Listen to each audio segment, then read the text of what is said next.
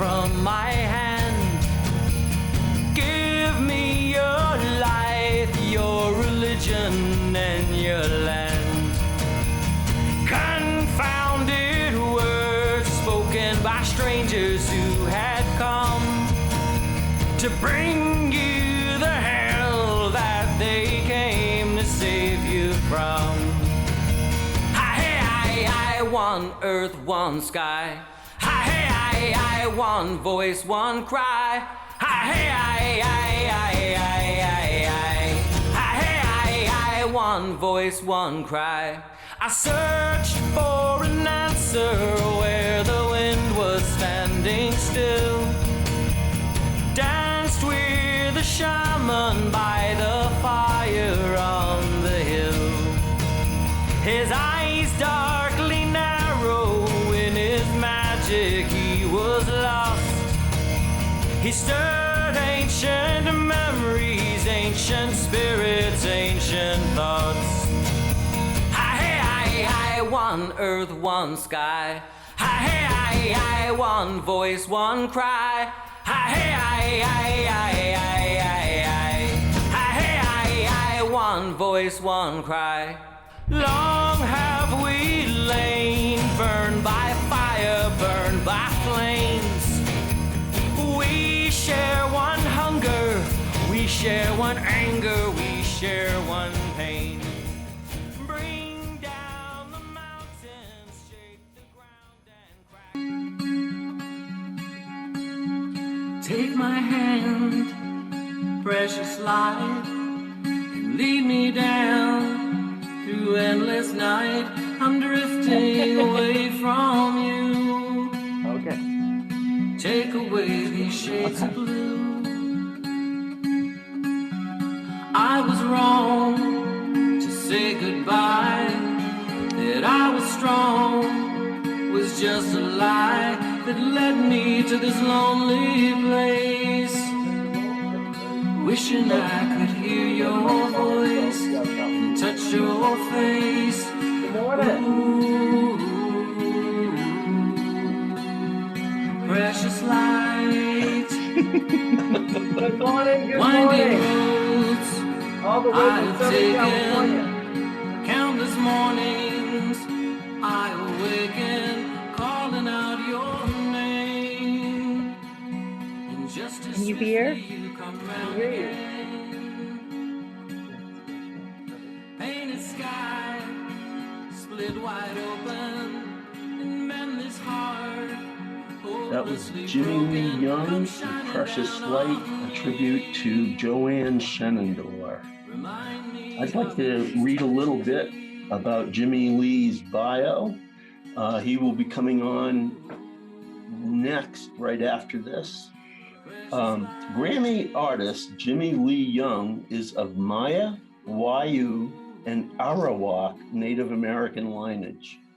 He is a well-known artist in Native America and abroad, particularly in Switzerland, Germany, and Canada.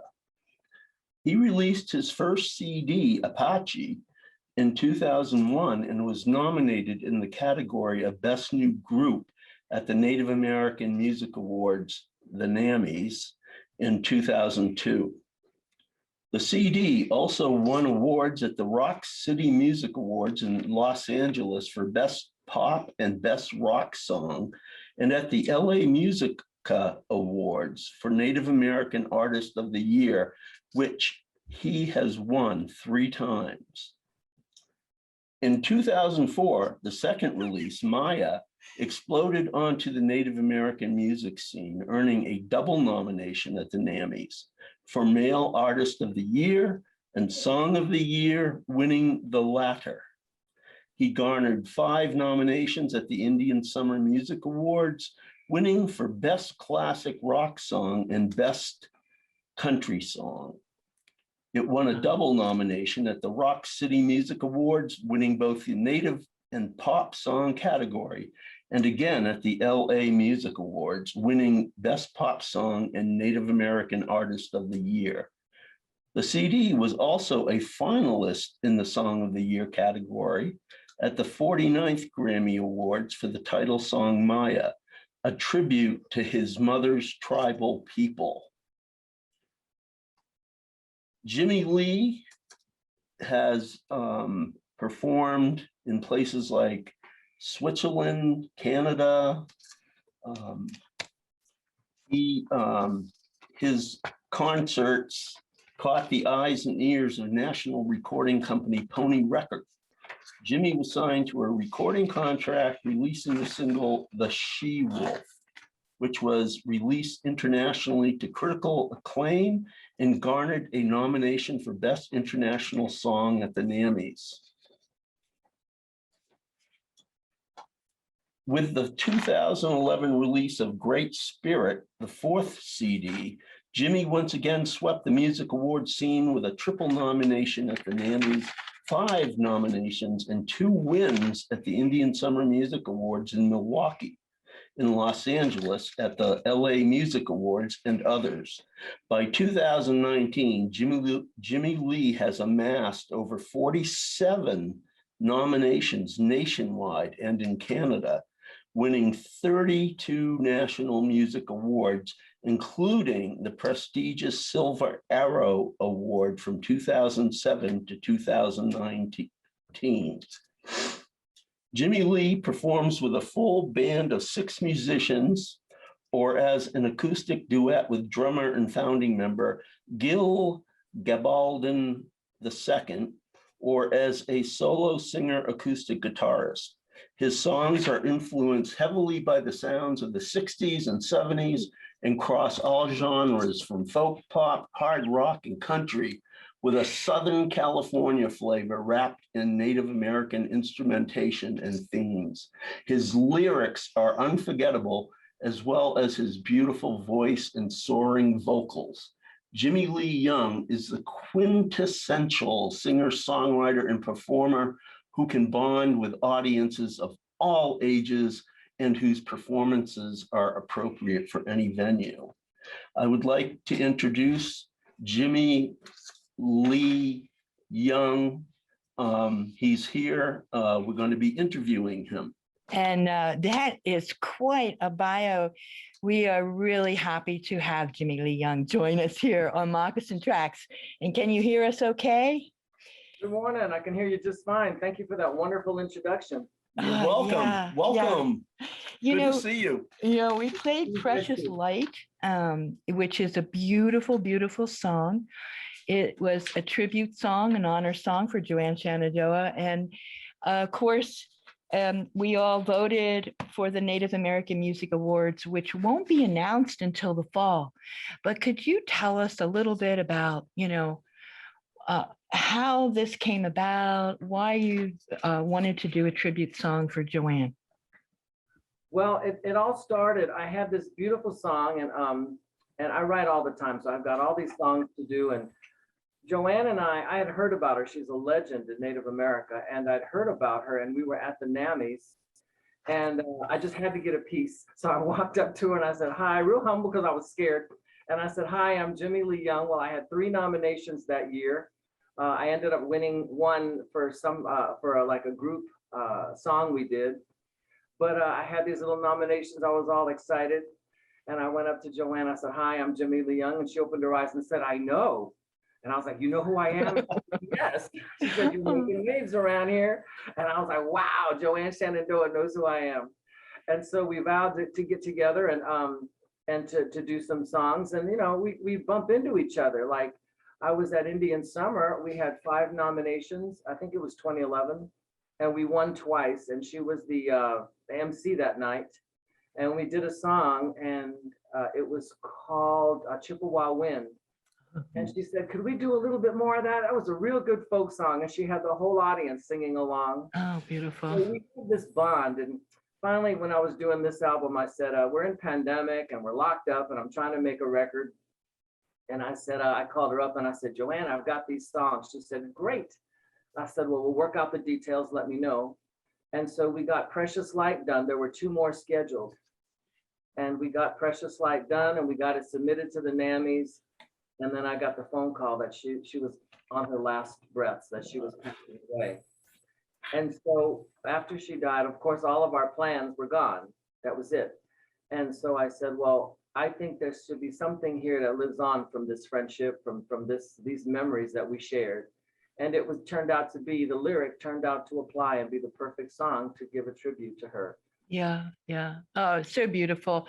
And yeah, I'm so glad that you did submit it to the Native American Music Awards, and best of luck with everything. But here you have the song, so it will live on and it will be beautifully shared, I'm sure. You have a new CD coming out in the fall. We love your older songs too that we have from the earlier CDs that we'll play a couple tracks from. Maybe we could play something in the background, Rick. You have something queued up? I do. Do I need to do that? Yes, I do. I have Mother Earth, Father Sky as I love it. Let's play that. We'll bring the volume down a little bit, maybe talk a little on top of it if you'd like, and tell us about this song. A little bit. While you're queuing that up, I just want to say we're not exactly sure when the album's going to be released, but I will tell you it's being released on vinyl. And I'm really beautiful. Wow. Music on vinyl, which is a warmer sound than CDs, which is an analog sound, and I'm really excited about it. Oh, great. We have two turntables here in the Air Studio, and we have like Buffy St. Marie queued up, and so yeah, good company. So it's really fun to pull out the vinyl. Some of it is 50, 60 years old. Yeah. Amazing. I have a lot of old vinyl, and during pandemic, you really couldn't get out anywhere. But after like the first year, I decided, well, I've got to do something. I'm going crazy. And so I started, haunting the one record store in town. I found out there was another one. So I'd go there for 15 minutes with my mask and I'd run it and do everything going on there. But, I in the process brought several hundred albums and had to buy a new cabinet for my album collection. Whoa. My life is just to play records. Oh, I love it. You play with some wonderful musicians, and you seem like you really have a good time.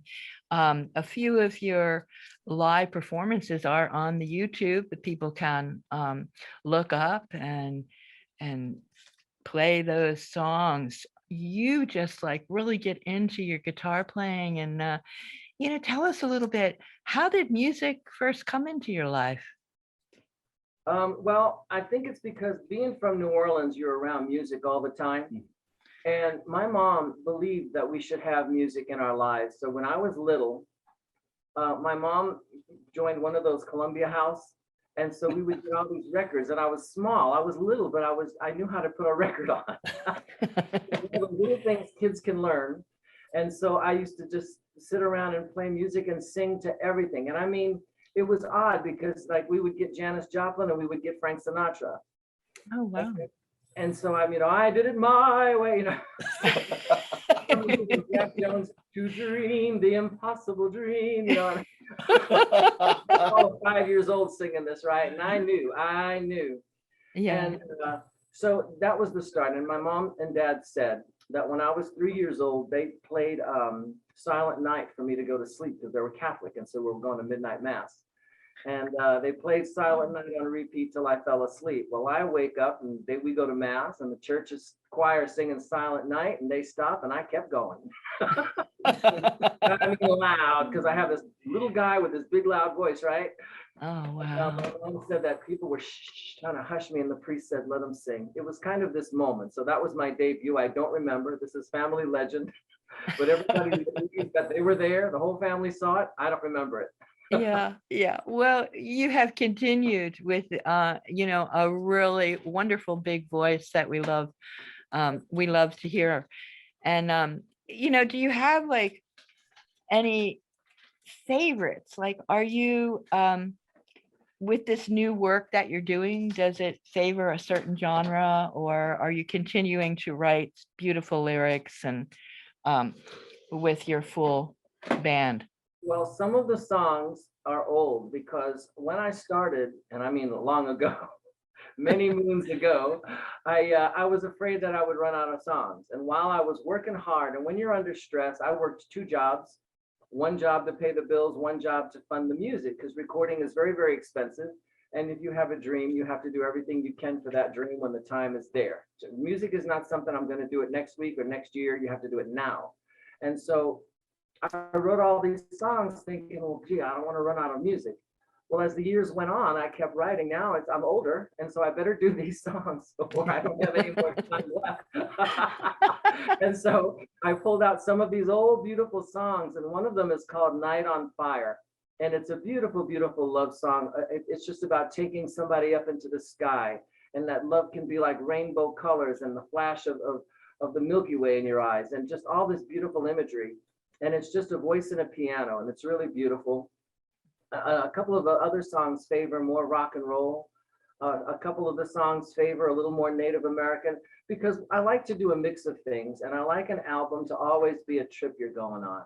That from the time the needle drops, that those 45 minutes or an hour, I can take you, I have to tell you the whole universe in those 45 minutes. And that's the most important thing for me, is that it's beautiful, that it says something. You can hear every lyric that I'm singing, because I'm telling you a story, I'm telling you something, some message, and that the accompanying music has to be something you close your eyes and you just drift away, be it rock and roll, hard rock, or a beautiful folk song.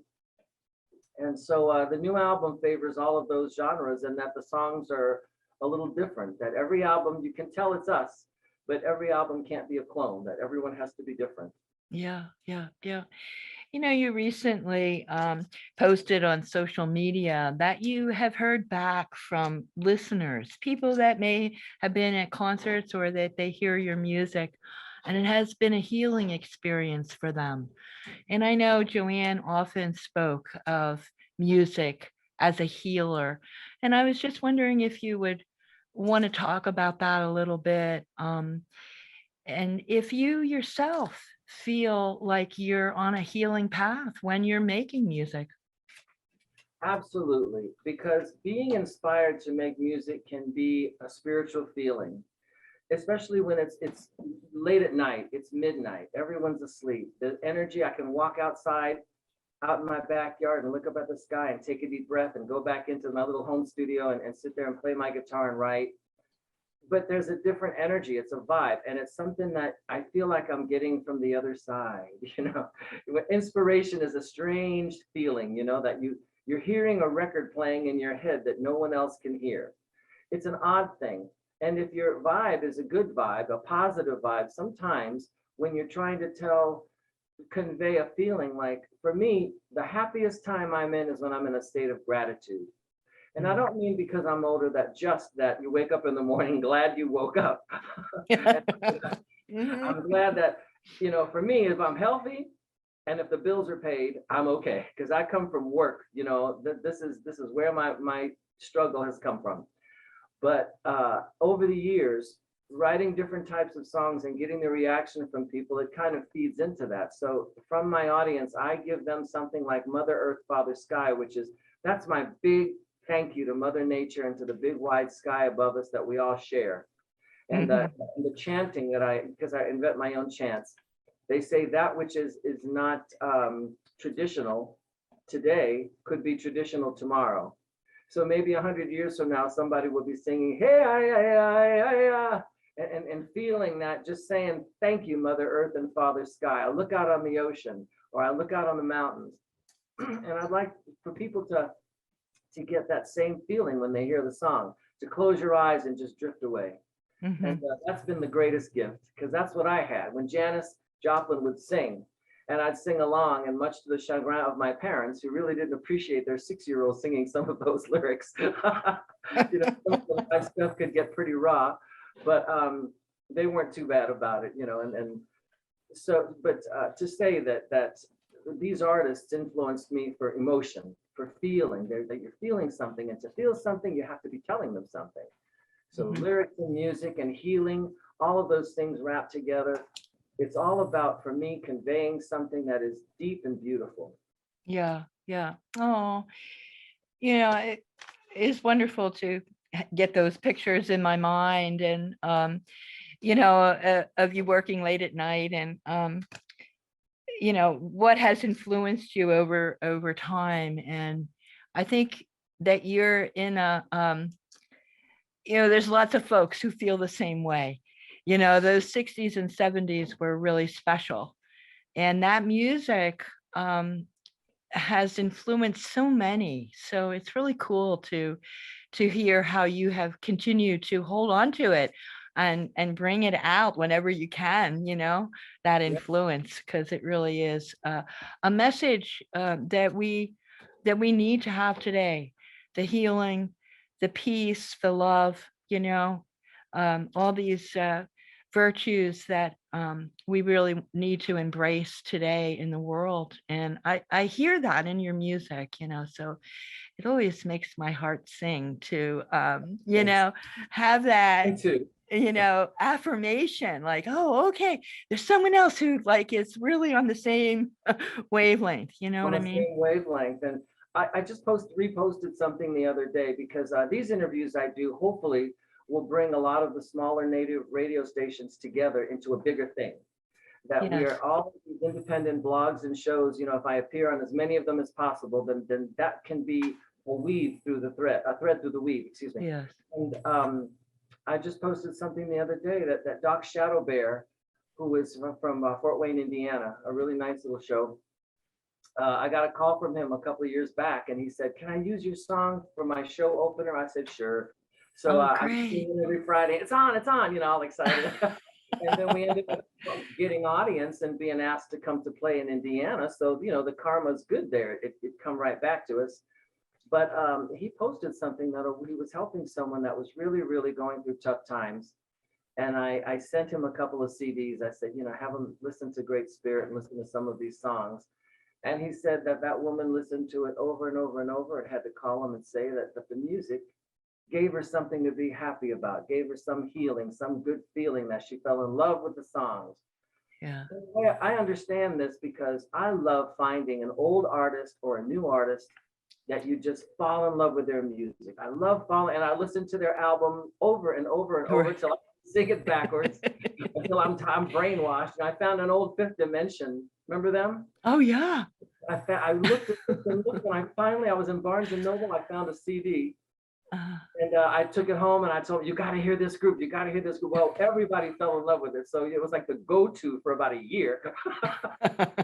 And we're listening to all these old songs, and for me, that's kind of healing and bonding. And it's the most beautiful thing, man. That's the most fun in the world, is to find new music or to get out with a band and play music. It's all about that for me. Well, that's really beautiful and really wonderful to hear. I wanted to ask Rick, who's busy queuing up CDs here, if you have any questions for Jimmy. I'm thinking, Jimmy, you must have an incredible lifestyle. You must meet so many people. No, it's boring. It ebbs and it flows. I think the cool thing about being a native artist is the press isn't beating us down. It's not like, I can go to the supermarket. I still clean my own house. And sometimes I'll get up and I'll make the bed and I'll get everything together and pack everything up, because I have this big show to play or a little show to play. And I come home and there's my house. The band will put everything down and we'll share some pizza together or something. Wow. It's like the best of both worlds, being a native artist, where you can still have a normal life, where you still feel like, even though I sang with Chris Christopherson at Capitol Records that day, that was like the pinnacle for me. Wow. Yeah. So you even hang out with cowboys. It's wild. We did a concert because, as you know, there was a big deal at Standing Rock Reservation, and there was a lot of activism to save that river because they were putting a pipeline under there, and this is Native American land, and nobody really asked their permission. And of course, the pipeline broke 100 times or something. I don't remember, but it broke, and they were trying to protect the river, and they camped out. And here comes the judge. They came out, threw them in jail, and wrote numbers on them with a marker. and threw them in dog kennels. Yes. And I think that's unacceptable in America. And so, I know it's hard when you have so much passion and you have so much feeling, and there's a fine line you don't cross. But you have to take a stand, and I don't mind. Maybe it's because I'm older now. I have to speak my mind, and I'm going to speak my mind. I'm going to support what I think is right. And at the risk of my career or anything else, you can't threaten me. You can't, because I don't care. What I care about is justice. What I care about is peace and love and justice and togetherness. These are things that the world needs now. That's And true. so we did a concert, and we donated the money to get them out of jail. And Dennis Banks called me up. I don't know if you know who Dennis Banks is, American Indian Movement. And all of a sudden my phone rang, and he said, "Is this Jimmy Lee Young?" I said, "Yes." And he said, "This is Dennis Banks." And I nearly dropped the phone. Wow, man, how did you get my phone number? And they've come into my life in odd ways, but he said, we have a way that you can channel that money to them. So we worked with Pechanga Casino, and there's lawyers and everything else to give this huge check to them, and we did. And so we donated that, and he calls me back and he said, "We're recording a song, and because of your good work, I want you to come be on it." And I walk into Capitol Records in Hollywood, and I look at the list, and there's Rosanna Arquette, and there's Frances Fisher, who was in Titanic, and there was Chris Christopherson's name. His wife Lisa and him are such nice folks, and now they're going to hear this. They'll probably see this and hear it, but I will say this: I love Chris Christopherson's writing. I could sing Me and Bobby McGee when I think it came out when I was 6. Janis Joplin released that album. Wow. Postmortem, after she died, Pearl album, and I sang that a million times. And so Wow. I said, "You let me know the minute that man walks in this building." And I walked in the studio, and they came running in. "He's here, he's here." So not wanting to be the stalker, I waited till he comes.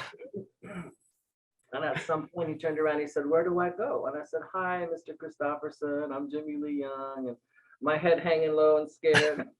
"My fans know I love your music, and would you take a picture with us?" And he said, "Sure, like just, like your grandpa, your uncle, just sure." And this is the cool part. So after we took the picture, he said, "Where do I go?" And I said, "I'll take you there." And I put my hand around his waist, and he put his hand around mine, and we started walking, and I started singing, "Busted flat in Baton Rouge, waiting for a train. There's my jeans." And his wife Lisa turned around and walked backwards, watching me sing him this song all the way to Studio A. Pictures of Judy Garland and Frank Sinatra on the walls, and I'm singing Me and Bobby McGee to Chris Robinson. Man, I'm a rock star today. Wow, well, that is terrific. Yeah. You certainly are prolific, that's for sure. Yeah. I love to write, and I love Yep. to sing, I love to play. And long after the voice goes, when I'm 90, I'll probably still be singing, but long after the voice goes, I'll just curl up with my notebook and my guitar, and I'll write for someone else to sing it. But I'm going to write my whole life. Yeah. That's wonderful. Beautiful. Really beautiful. We do have a time limit, and they're giving us warnings already. So I want to give you plenty of time for a closing statement or anything you'd like our listeners to, take away from this conversation. We've really enjoyed talking to you today, and we have some of your music now, so we'll continue to play it on the show. And our listeners, this is Jimmy Lee Young talking to us from LA, and using the wonderful internet services that we have available now. So thank you so much for joining us. You're very welcome. I want to say, first of all, thank you for having me. I love your studio. I love your Mandela. I love your whole vibe. I love your braids in your shirt. You guys look like just such an amazing couple of DJs. Thank you so much for having me. Thank you. Incredible show host. And I want to say to the rest of the world who sees this, I'm Jimmy Lee Young, and I'm here to send a message of music and healing, to love each other, care about each other. What the world needs right now is peace, and somehow to come together, to put our differences aside and remember we're one race, the human race, and that we need to come together right now. I have a new album coming out, and I hope it lends itself to people to get together and to rock on together. Yeah. Thank you so much, Jimmy Lee Young. It's truly been an honor to talk to you today, and we'll stay in touch. Peace and love and unity. All right. Bye now. Bye-bye. Aho.